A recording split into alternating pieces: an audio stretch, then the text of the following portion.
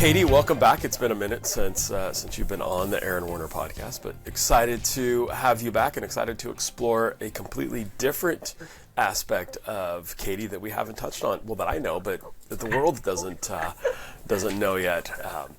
And I think you are a good representation of this. Like a lot of us, we get put into a box.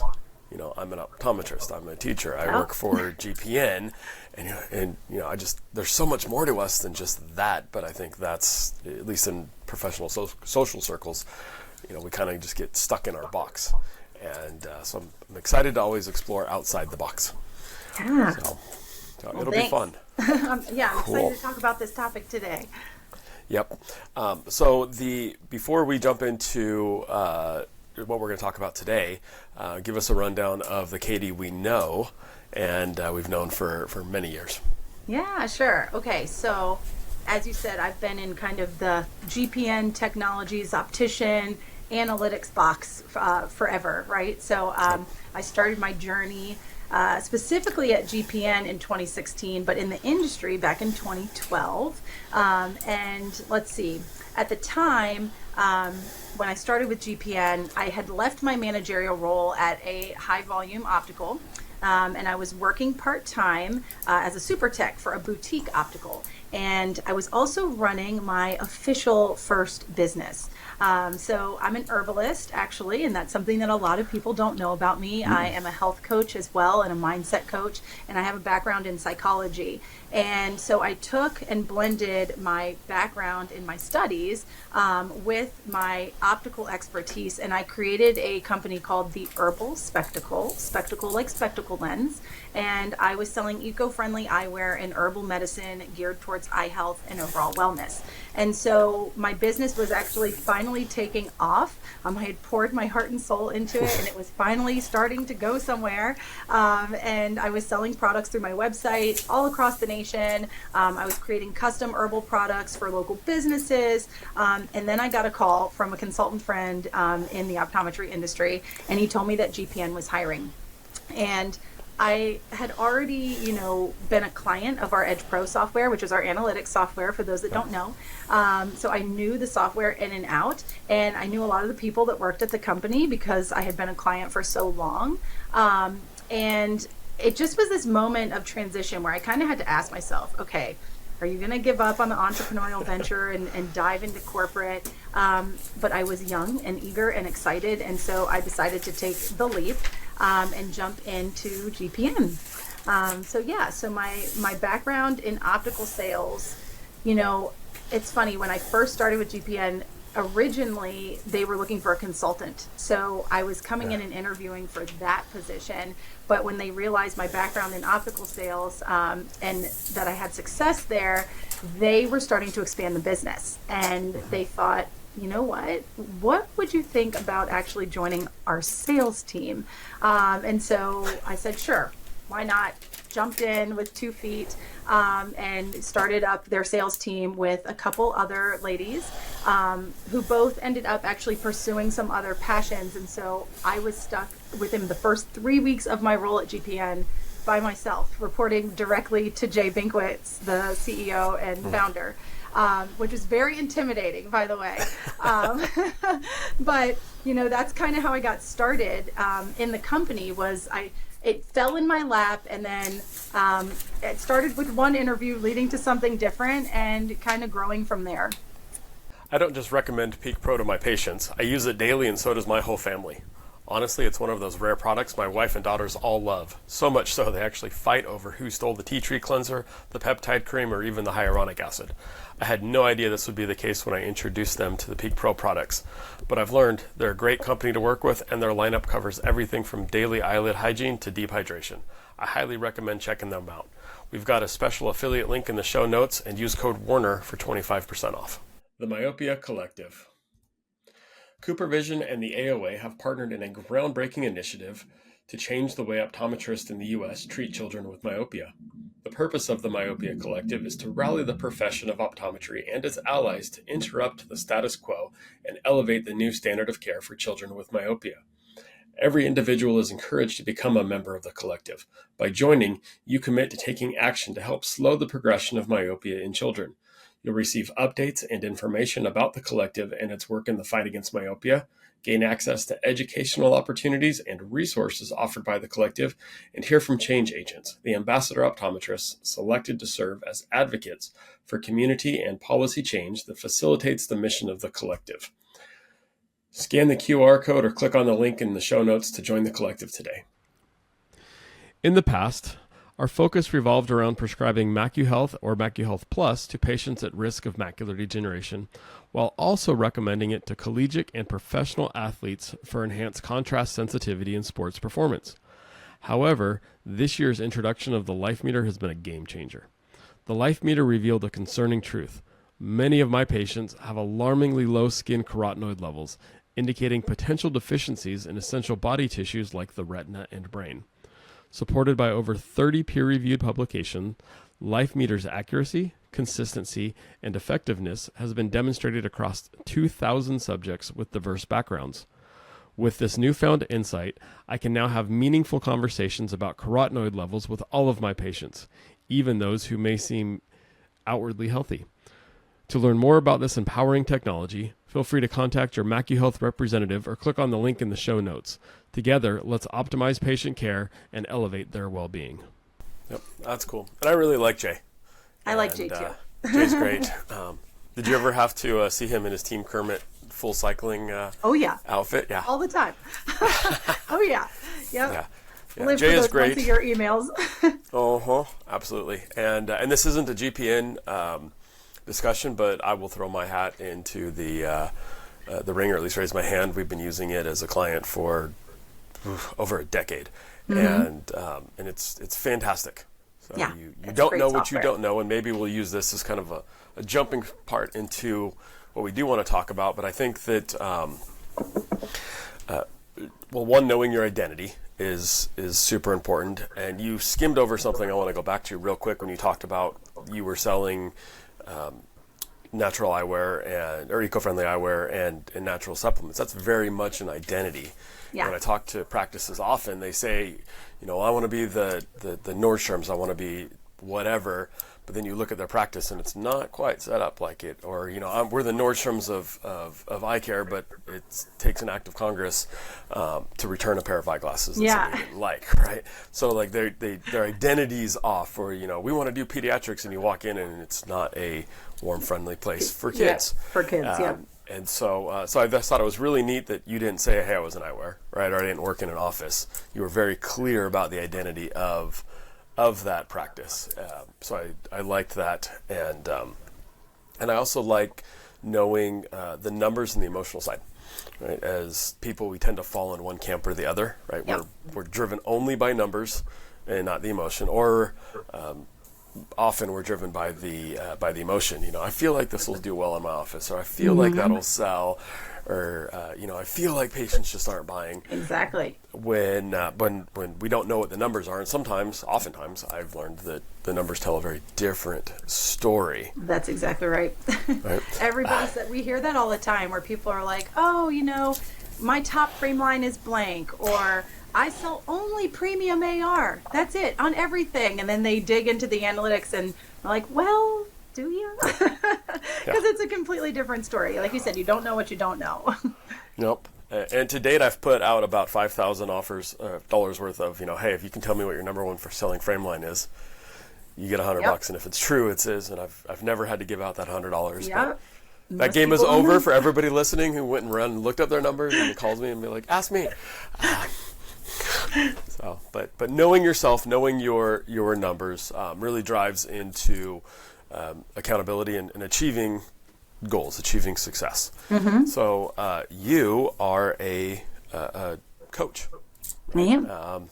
And so tell us a little bit about the coaching business, and then I want to drive into some of the particulars, because I think that's where I get excited, and it's really important, those particulars on how we gain success and stay successful. Yeah, definitely. So I am a coach. I've been in the coaching space for a very long time. So that first business that I spoke about, I started that in 2014. And there was a coaching aspect to it, not official, if you will, but people constantly were coming to me to answer their questions about overall health and wellness, the mind-body connection, all of those things, because it's something I am so passionate about. So I've been coaching women specifically for many, many years. And now I specifically work with women in a few different areas, but all of it comes back into mindset, all of it. What a lot of people don't understand is that mind-body connection is so real and it gets ignored. And oftentimes a lot of symptomatic things that we have coming up in our bodies are due to our mindset actually being off. And that sounds very hippy-dippy or woo-woo for a lot of people, but it's science. There's so much science behind this. And when you actually dive into the research and look at this, you realize that, yes, a lot of things, like I said, that are happening in our bodies, anxiety, depression, stress, even skin issues, any of the things, they are all connected to our thought patterns. And once we can heal that mind-body connection, once we can get to the root cause of what's going on in our mind, and we can heal that, bring it to the surface, release it, let it go, then everything else seems to balance out and clear up as well. And it also helps us specifically in our careers to move forward. So, no, absolutely, and I don't think it sounds hippie-ish. In fact, I was listening to. I never have time to watch TV, but I was listening to the Bill Maher podcast, and he had Dr. Andrew Huberman on, and he was just talking this, and so I think that we're learning and realizing that there's something there that we were missing. The real thing. At least in Western medicine. Yeah. You know, and I know there's some people that go to the full extreme. I can't remember the one. I think Scandinavian guy who lives in shorts and swims in. And, what's his name? I can't remember his name either. But yes, he's like the Iceman, right? The Iceman, yeah. And, yes. It's all breathing, and I'm not sure. Hoff. I think it's Hoff. Something Hoff. Oh, yeah. Yeah. I'm not taking it to that extreme personally. Right? I'm happy to put a wetsuit on when I go surfing. Right. But there is a connection there, and and I've noticed it. I notice it myself when I get stressed out, when I've got too much on my plate.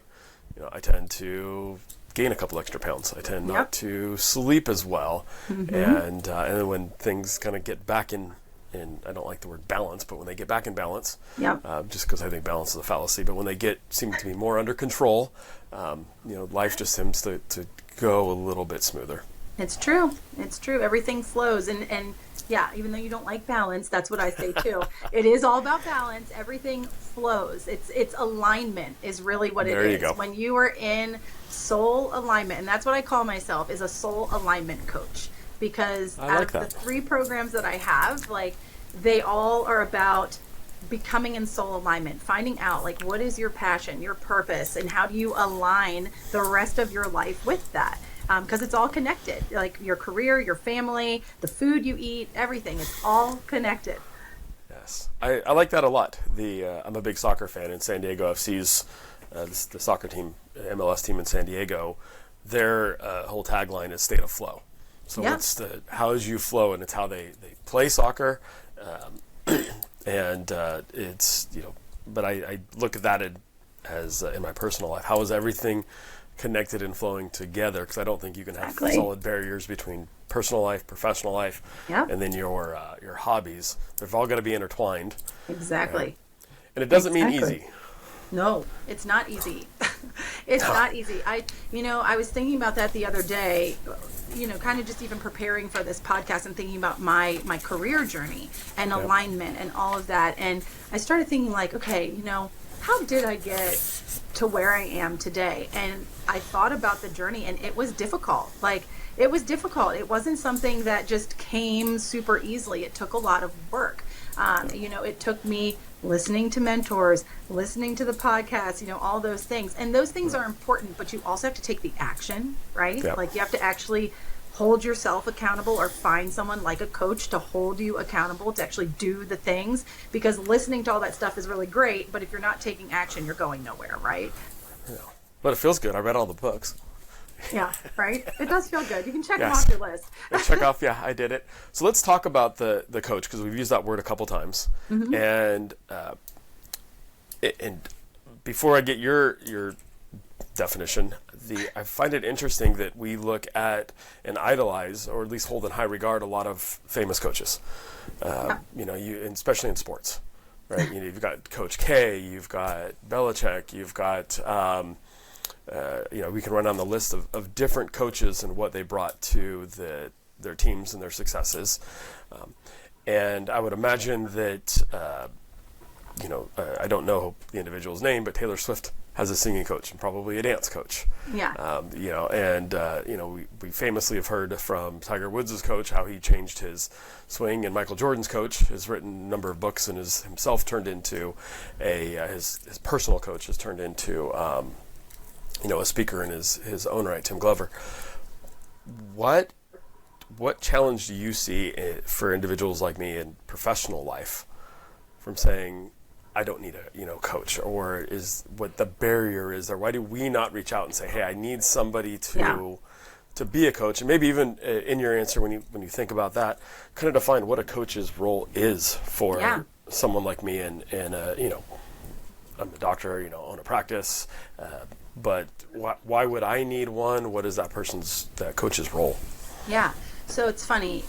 Oftentimes, successful people in their careers. So I'm gonna pick on you for a second. Pick on me. So we'll take you as like having the title of a doctor. You know, you're very successful. You're well known in the industry. Okay. And so oftentimes people who are successful feel as though they don't need any help. Like they've already gotten to where they are on their own, even though you just said it, you're reading books, you're listening to podcasts and stuff. So you're kind of doing some coaching on your own. You just don't have that hired coach, right? And so often and I can use myself as an example too. People who are high achievers, we feel like we don't need anybody. You know, we're too good for that. And it's almost like we feel as though if we do hire somebody, it's weakness. Like if we actually bring somebody else into our lives to tell us how to act, what to do, the steps to take, we're weak. We're not smart enough. You know, we don't know what to do. Oh, now we have to hire somebody else to tell us what to do. It's kind of like therapy. A lot of people don't want to go to therapy because they feel like, I don't need somebody to tell me how to live my life. I'm not going to pour my heart into somebody else. I know what I'm doing, right? It's like we've got this big ego, but none of us have gotten where we are today without the guidance of someone else. It's the truth. We've learned through our experiences, whether it came from a mentor that we maybe didn't hire, but they were a mentor in our life, an advisor, you know, our own executive board of directors that could be our friends or family members or whoever, but we've all always asked for advice from somebody, or we found it through a podcast, you know, some type of conference, you know, a book, a personal development book, something. So we all actually have leaned on someone to get to where we are. But when it comes to actually hiring a physical person, there's a lot of blocks there because it's almost like we think that we're too weak. And so, you know, in my opinion, a coach is a guide. They are your personal cheerleader. And that's what I tell a lot of my clients too, is I say, I'm your personal cheerleader. Like I'm here to lift you up on the days that you're feeling down. I'm here to guide you and help you walk through the motions, but also the biggest thing is hold you accountable, because when you're reading all those books and everything, there's nobody holding you accountable to do the stuff, right? So a coach is that accountability partner, that personal cheerleader. They're offering you the guidance, the reflection, the expansion into that next level of yourself. And they're also helping you to really catch the stories that you're telling yourself that are keeping you stuck where you are. And they help you to rewrite those stories. They help you to really reframe everything so that you can become a completely different version of yourself. Wow. Loved all of that and agree with it all. There's a lot there. I think I'm a talker, you know this. I know you Don't are. ask me a question. I'll go on forever. So the first thing, a couple comments the thoughts that came into my head. The first is that, and I agree with all the reasons that you said why we don't reach out and seek a coach. I think sometimes we substitute mentor for a coach, and that mentor may have everything but the accountability piece. From a doctor standpoint, training, we were always taught to be right all the time. Right. And that's so exactly it. it's by saying that I'm not. So I think there's a lot of fear I don't know if we quantify it as such, but I think there's a ton of fear, and I've shared a couple times on different episodes where my good friend Chris Wolf knows all there is to know about medical billing, and he's an expert on flows and systems within the office. And even as a good friend, bringing him in and showing him, having him proactively audit our stuff was scary. Yeah, and recently this summer brought him in, just had him watch us in the office and watch me in the office, and that was scary. But I didn't die, and I came out a lot better on the back end. So I think one of it is fear, getting over. Completely agree with the therapist, and I've had my own challenges, not challenges, but challenges that therapy has helped me through, especially when I lost my brother 22 years ago. And but I think the accountability piece really is that biggest piece that we're missing, and I think it's the hurdle that keeps most people from really being successful. 100%.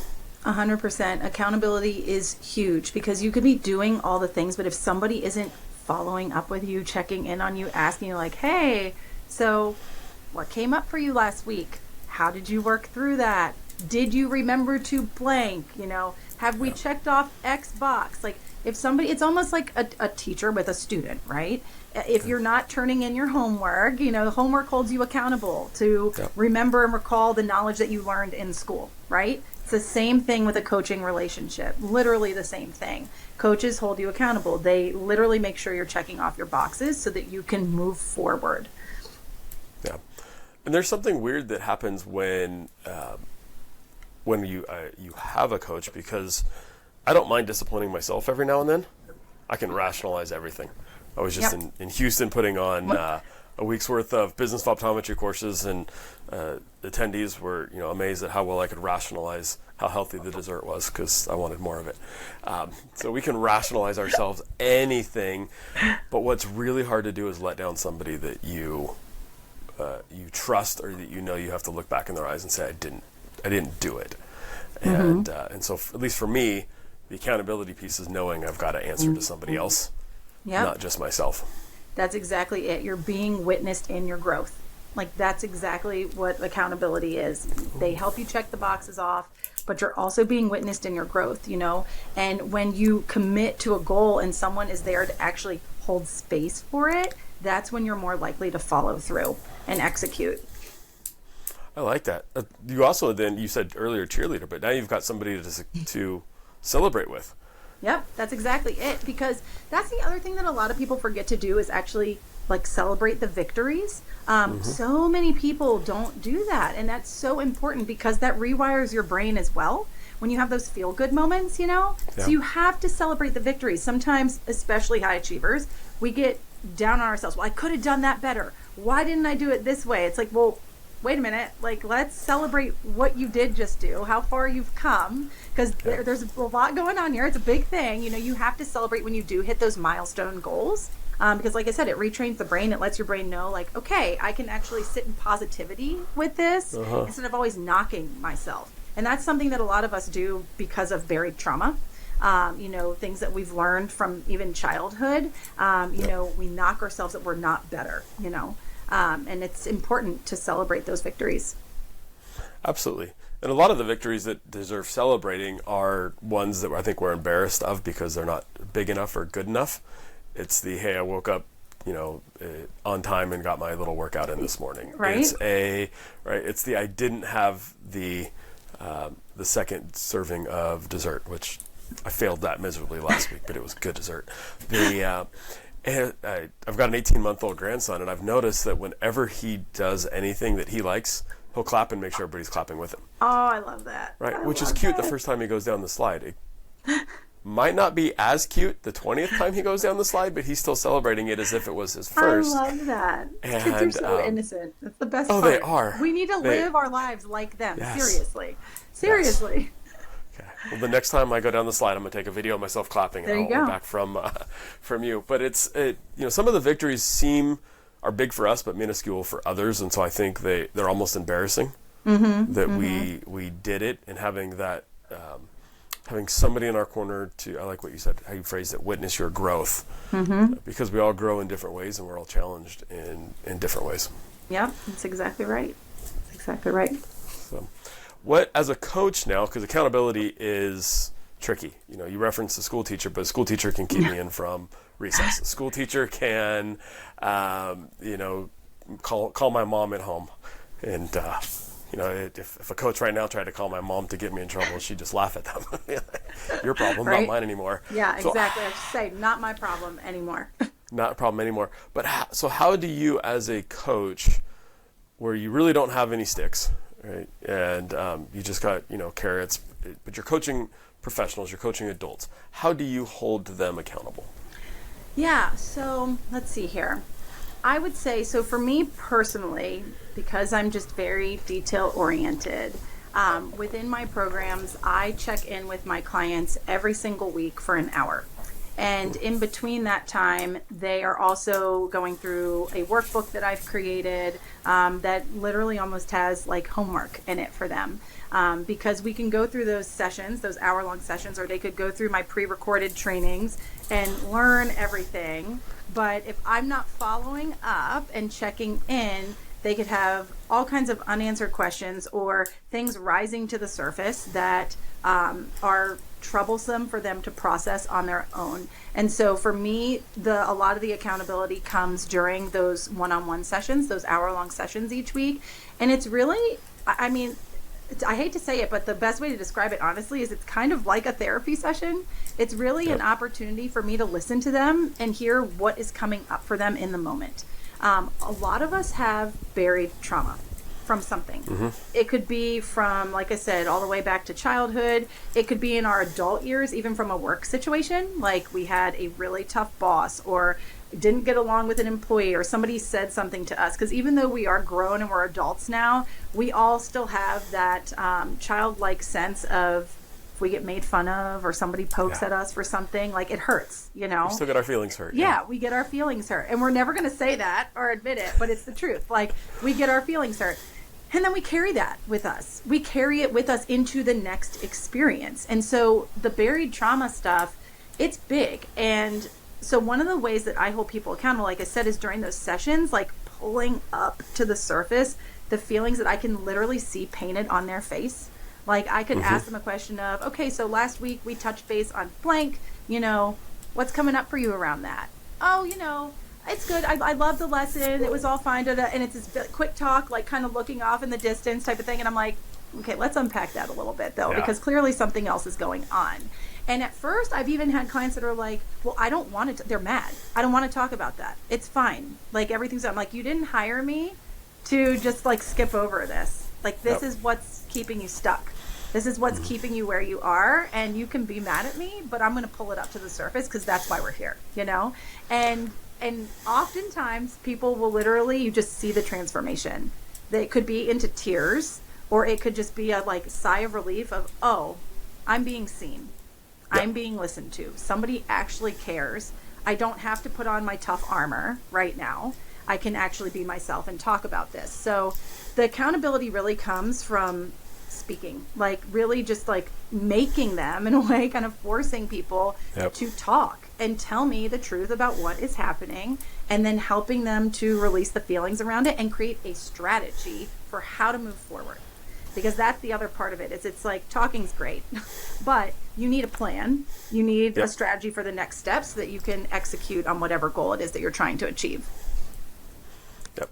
I love that. In my mind, and I'm a runner, so in my mind, those are the sands in the roads. If you're running along on a road or a hard packed trail, life's great until you hit the sandy spot, and then you slow down a little bit. You got to put a little bit more effort into it, and it gets you out of the flow. And but those are the moments, as I listen to you, I'm picturing the, hey, things are great. Oh, I got to a topic that I don't like, and so, you know, forcing them to run through that sand, to spend the extra time there, to spend the extra energy there. That's it. Is helpful, and the benefits of running in sand are much different and stronger than the ones running on road. Yep, that's exactly so it. It hurts a little bit more. It's a little bit less comfortable, but you get through it. And I'm thinking as well, like one of the courses that we taught last week, actually Chris Wolf and I taught it. It was about your pitch and talking to somebody about dry eye and IPL and that's not the important part. The important part was we would ask them, hey, situation. I'm a patient. I come in. Here's your situation. Talk to me. And at the beginning, quickly they would start the conversation. I'd ask a question, and then they jump out of the role play and say, "Well, what I would say is this." Right. And Chris and I would laugh and be like, "Nope, come back. Yep. You left. Come back into it." Yeah. Because it's uncomfortable. Because we're not sure. And I'm doing it in front of 45 of my colleagues, and I might look dumb. All these different things. So we laughed because everybody was at the pretty similar spot when we started. Uncomfortable, didn't like it, didn't do it. By the end, and we spent a good, in an all-day course, we spent a good hour and a half at least forcing role play. Yeah, that's the thing. You got to force it sometimes. You got to force it, right? And I know people weren't like it because, they told me, why the heck, blank, blank, blank, are we doing this? Yeah. I don't like this. One guy even said, no one likes fly role play out here to do this. And but by the end, they were all better at what they were doing and slightly more comfortable. Exactly. And you're coaching them, right? Like you're literally coaching them. And that's the thing. Like when we're left on our own to figure things out, whether it's with, our pitch or whatever it may be, our next steps in our career, whatever it is, we just circle back to the same comfortable place, right? We circle back to those same habits. We let the fear creep in and totally halt our growth. And that's what accountability is. Like you were holding that group accountable that they had to finish out that role play situation. And that's what it is. It's the bridge that literally moves us from intention to action.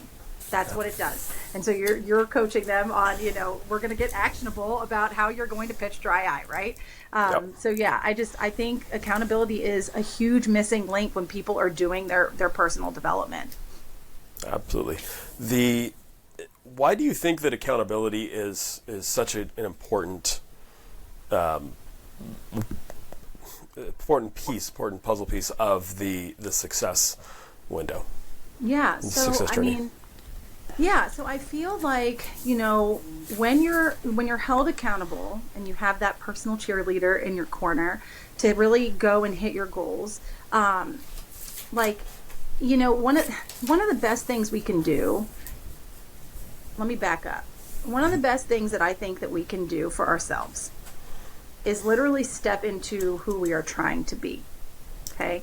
And so we're going to wrap this back to accountability and success, I promise. But I trust you. You're right. Okay. So we need to step into who we want to be. We need to live our life as though we've already attained what it is we're trying to get, right? So if it's that, I want to be a CEO, then I need to walk through my day as though I'm a CEO. I need to actually visualize, how does a CEO act, speak? What is their work ethic like? How does that person live their life? I need to become that person. I need to play the role, right? I need to step into that. And so when we are actually telling ourselves that narrative every single day, day in and day out, what am I dressing? What am I or how am I dressing? What am I eating? How does that CEO spend their time? That's going to help hold you accountable to actually achieving that goal, right? So I really do believe in visualization. I think that that's another accountability piece that maybe your coach isn't necessarily doing for you, because you have to be the person to visualize. They can guide you on what to do. But I think that visualization is a huge part of success when it comes to accountability, if that makes sense. I know I kind of took you a little way around, but no, I think it makes perfect sense, and it incorporates a little bit of what I highlighted at the beginning when we talked about identity. Yep, that's exactly right. Who are we? What do we want to be? How do we see ourselves now versus how do we see ourselves where we want to be seen? Mm-hmm. And then how do you get there? Because none of that is easy. And even the perceived ones are easy. So I'm thinking athletes. Yeah. An NFL quarterback who got drafted first round is 21, 22, 23, mm-hmm. And has their whole life scrutinized on SportsCenter. Has Stephen A. Smith yelling about the good, the bad, and the ugly in their personal life. And now they're immediately thrust into a situation where they're expected to perform in front of all these people. And I think that, none of us are getting multi-million-dollar contracts and whatnot. But I do think that we are thrust into situations where we feel that stress. Yep. Oh shoot, now I'm the owner of a practice. And yep. I've got people who were twice my age asking me what to do or telling me that they think I made a dumb decision. Yep. You know, I've got a patient who's fighting back with me. I've got sales reps who are telling me that if I buy their widget for $50,000, I can 10x my return with just in 3 months.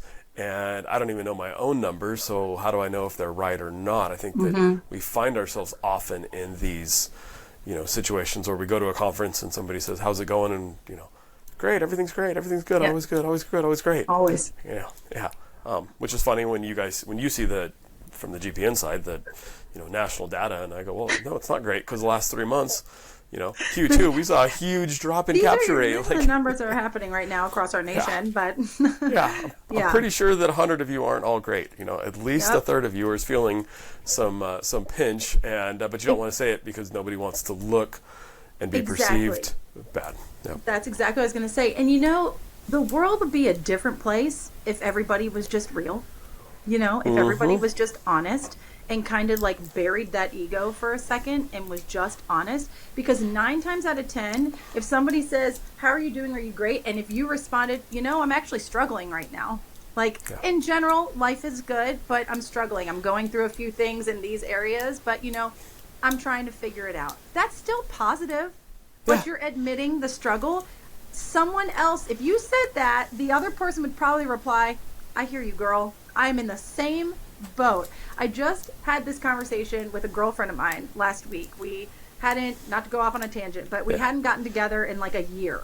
And we went out and grabbed a drink together and we were chatting, and both of us are executives in our companies. And so we both are, it's that kind of front word like, "Oh, I'm so successful. Everything's fine."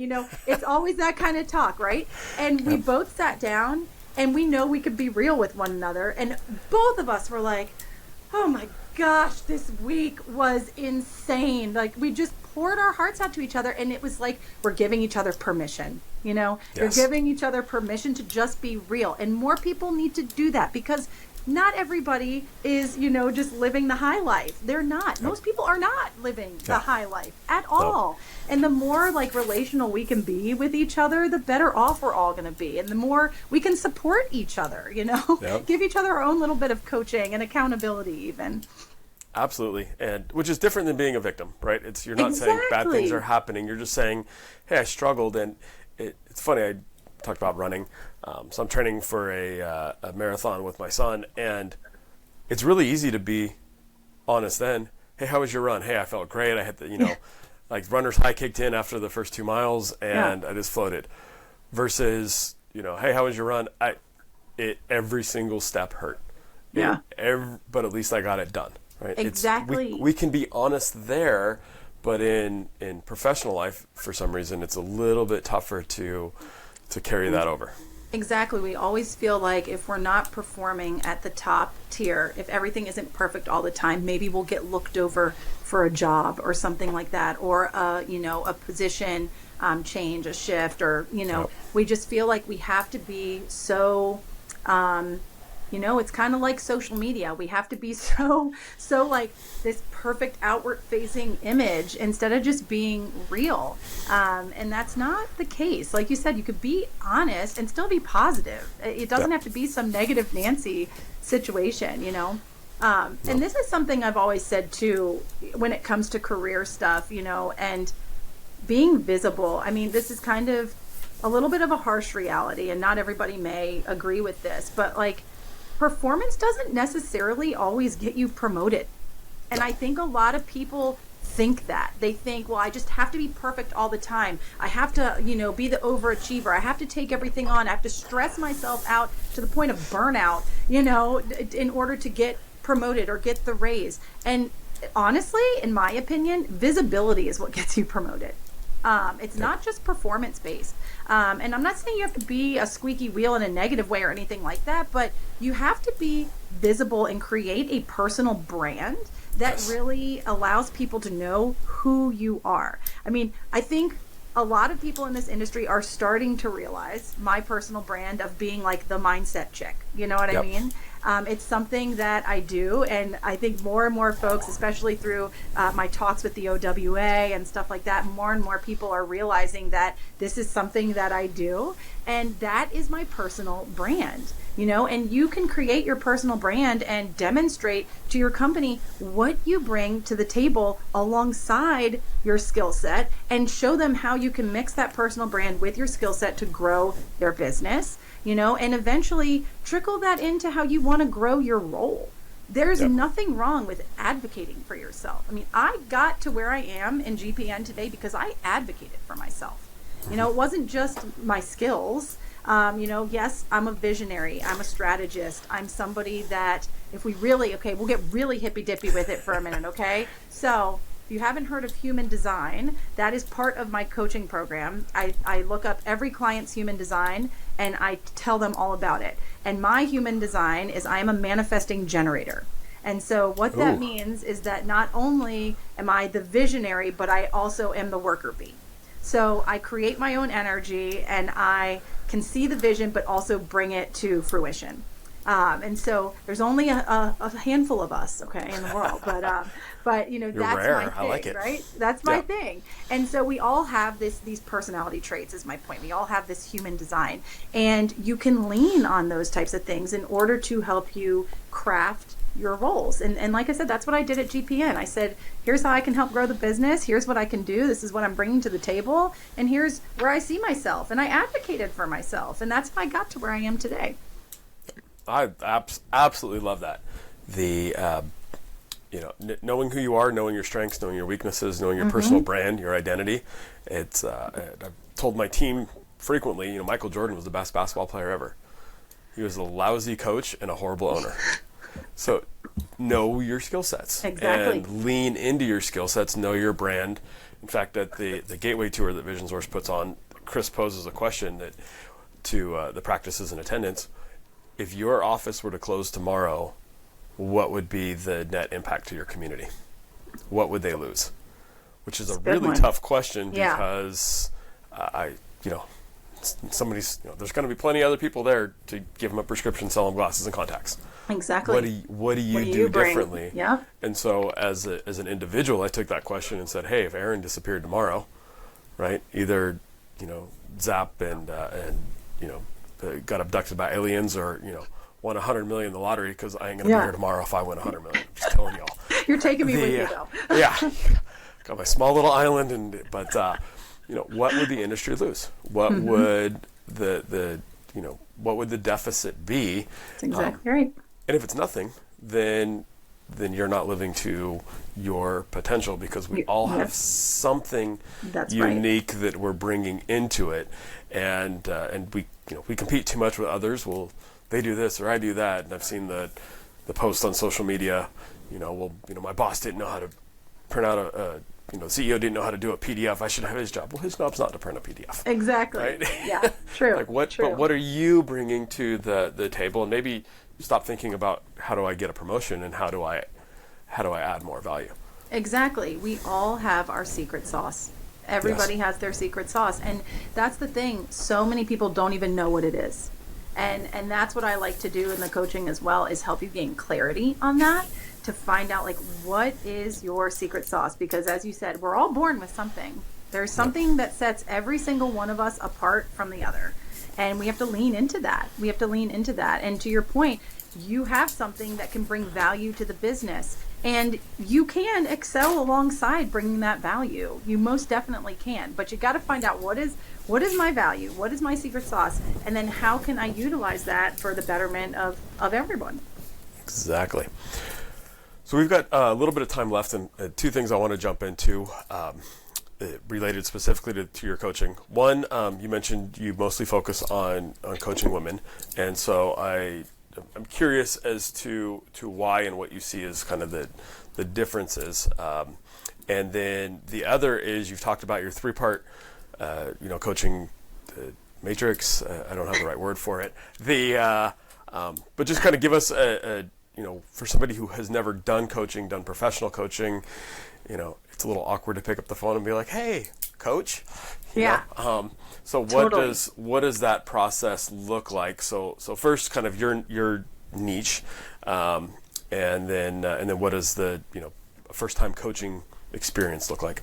Yeah, so the reason I predominantly work with women, and this might get a little, again, a little woo-woo or whatever it may be, and once again, that's my secret sauce too. So you guys heard in the very beginning, I'm an herbalist, as well, and so I'm very big into natural health and wellness, and that mind-body connection and this soul alignment stuff, and I've done a lot of research on it. And specifically with women, and I shouldn't say specifically with women, actually, every single person, so males and females both, we have this internal cycle, okay?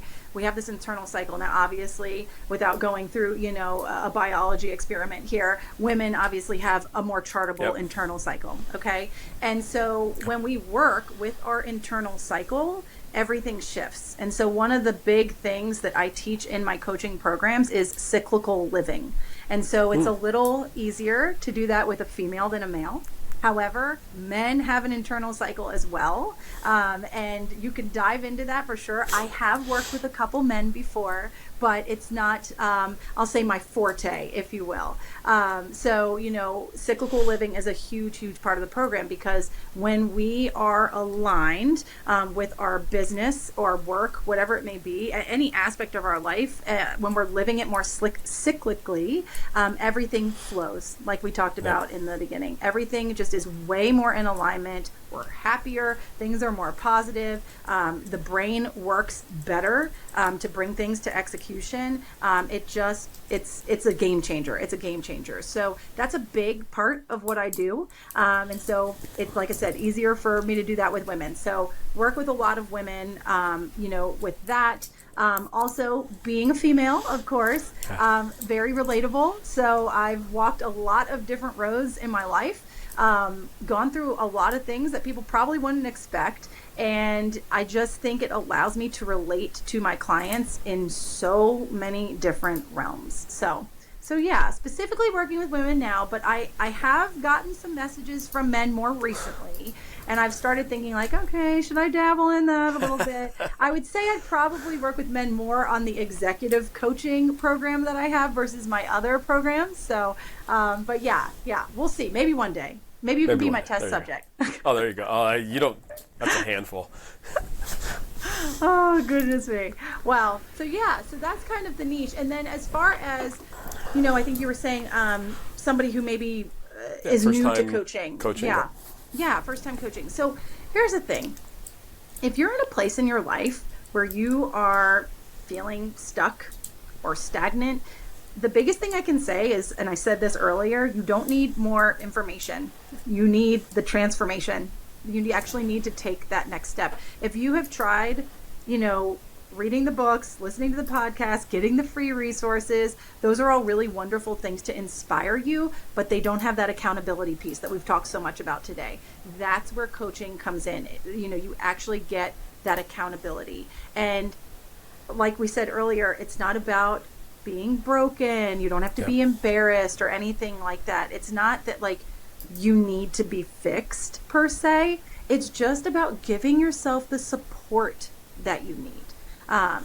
If you are telling yourself the same stories over and over again and you're recycling those same patterns and you're not moving anywhere, then it's time to hire a coach. It's time to get somebody to guide you, somebody who's kind of gone before you and either done coaching themselves, gotten a certification in it, whatever it may be.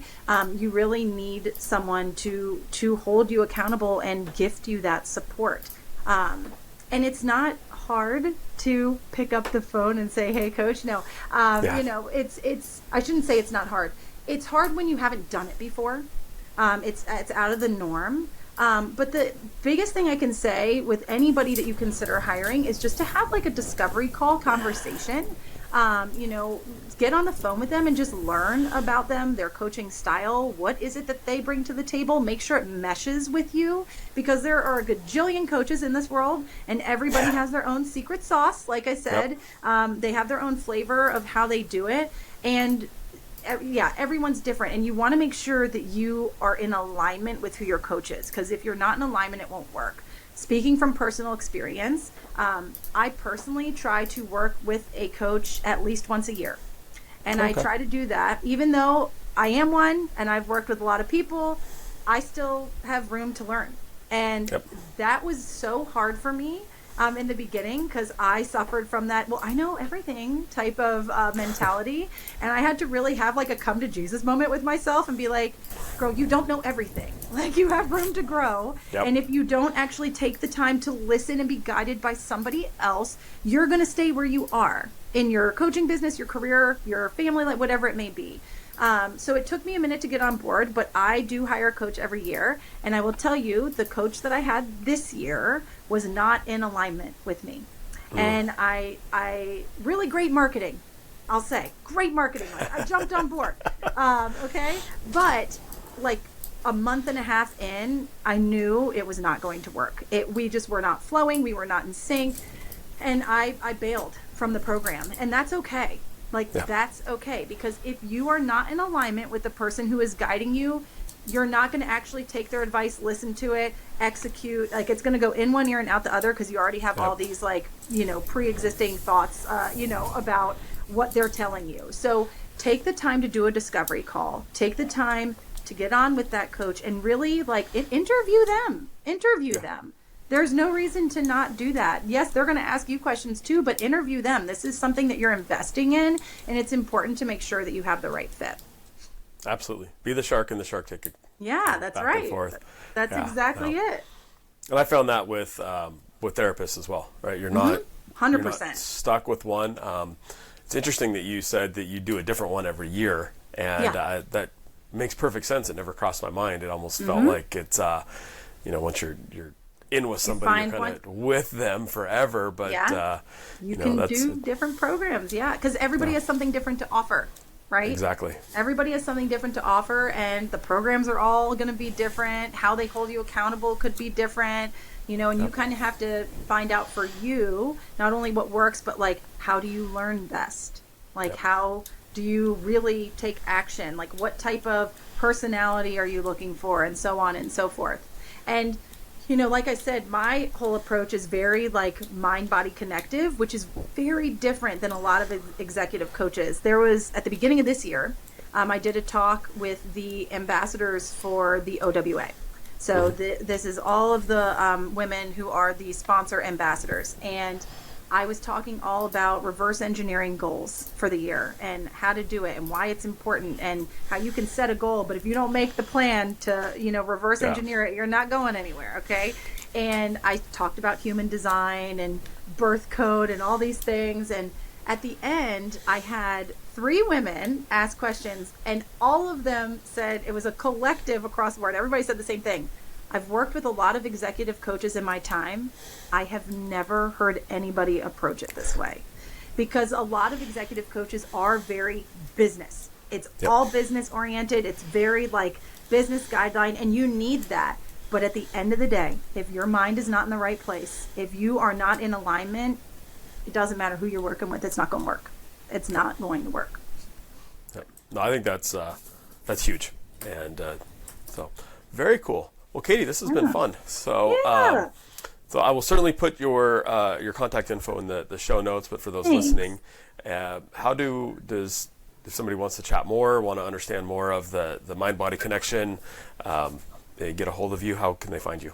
Yeah, definitely. So my company is called Meadowood Wellness. I've got a website, but happy to give you the contact information. Email is great, honestly.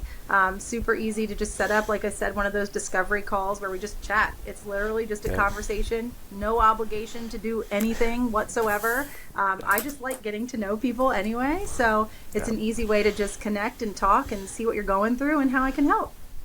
Absolutely. Well, that's fantastic, because I think that for some reason, and maybe it's always this way, and I've just aged into this part of my life, but we hear talk of burnout, we hear talk of people feeling unfulfilled.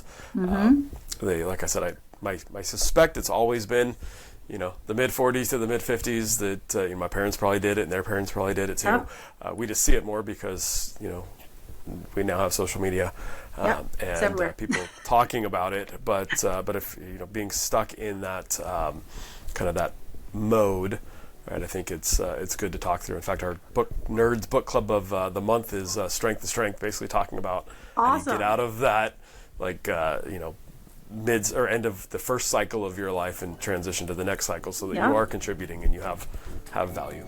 Or at least you feel value. You do have value. I love it. Cool. Well, thank you again for making time, and for all you do. Thank you personally for your friendship I know, over I love talking to you, a Mary. long time. And we've had lots of off the record conversations. So I consider you a friend and a mentor, and certainly somebody I can call and just when I'm having one of those days. So thank you. Ditto. I appreciate being here. Thanks for having me. Of course.